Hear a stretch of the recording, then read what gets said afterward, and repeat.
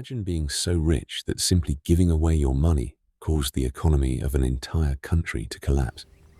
It sounds like something from a movie, but over 700 years ago, one man actually did it. His name was Mansa Musa, ruler of the Mali Empire, and many historians believe he was the richest person who has ever lived. Not Elon Musk, not Jeff Bezos, not any modern billionaire. This African emperor possessed so much wealth that even today, experts struggle to calculate what it would be worth. But what made him truly legendary wasn't just the amount of gold he owned. It was what happened when he decided to spend it. This is the incredible true story of the king who was simply too rich for the world. To understand Mansa Musa's wealth, we first have to travel back to the 14th century. Long before European explorers sailed across the oceans, the Mali Empire stood as one of the most powerful kingdoms on earth. Stretching across much of West Africa, Mali controlled some of the richest gold mines ever discovered. At the time, gold wasn't just valuable, it was the world's most desired currency. Kings wanted it, merchants chased it, empires depended on it, and much of it came from Mali. Imagine owning the company that produced nearly half of the world's gold. Now imagine owning the entire kingdom that controlled those mines. That was the kind of wealth Mansa Musa inherited when he became emperor in 1312. His treasury overflowed with gold. His armies protected vast trade routes. His cities flourished with merchants from distant lands. But outside Africa, very few people had ever heard his name. That was about to change forever. In 1324, Mansa Musa made a decision that would make him famous across 3 continents. As a devoted Muslim, he planned to perform the Hajj, the sacred pilgrimage to Mecca. For most people, the journey was difficult. For Mansa Musa, it became the greatest royal procession the medieval world had ever witnessed. Thousands of soldiers marched ahead. Thousands of servants followed behind. Royal officials, scholars, and attendants traveled with him across the scorching Sahara Desert. Hundreds of camels walked in long lines, each carrying bags filled with pure gold. Some historical accounts describe a caravan so enormous that people struggled to believe it was real. Villages stopped what they were doing just to watch the procession pass. Children climbed rooftops for a better view. Merchants abandoned their stalls.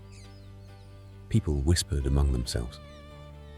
Who was this king, whose wealth seemed to have no end? Every mile of the journey made his legend even bigger. But the most unbelievable chapter was still waiting. When Mansa Musa arrived in Cairo, Egypt, he didn't behave like a king protecting his fortune. He gave it away. He donated gold to the poor. He rewarded merchants. He handed out gifts to officials. He spent generously wherever he went.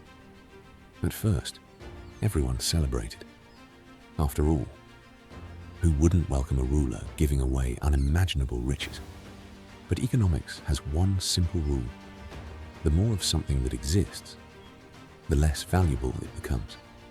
Soon, so much gold had entered Cairo's markets that its value reportedly fell dramatically.